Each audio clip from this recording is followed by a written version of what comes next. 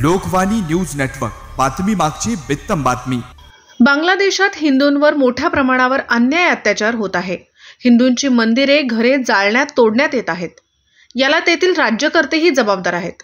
मागील काही काळात अनेक घटना समोर आल्या आहेत। या विरोधात उमदी तालुका जत येथील सकल हिंदू समाजाच्या वतीने मोर्चा काढण्यात आला। बांगलादेशातील इस्कॉन संस्थेचे संत हिंदू योद्धा चिन्मय दास यांना बांगलादेश सरकारने अटक केली आहे।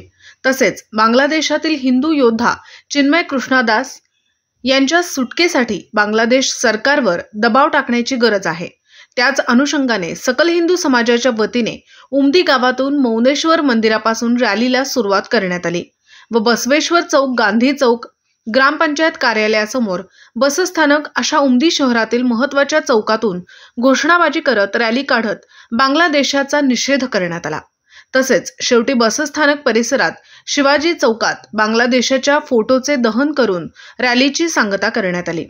यावेळी शिवानंद राणे, संगम ममदापुरे, मलू सालुटगी, सौरभ तांबट, विलास तळली, यल्लाप्पा तोरणे, महावीर आजमाने, अमर मडिवाळ, चंदू कोळी, विजयकुमार दंडीन, सागर तेली सह हिंदू बांधव मोठ्या संख्येने उपस्थित होते। देण्याचा वेळ आली तर मी देण्याचं धाडस आणि ताकद आमच्या देहामध्ये संचारू दे। आज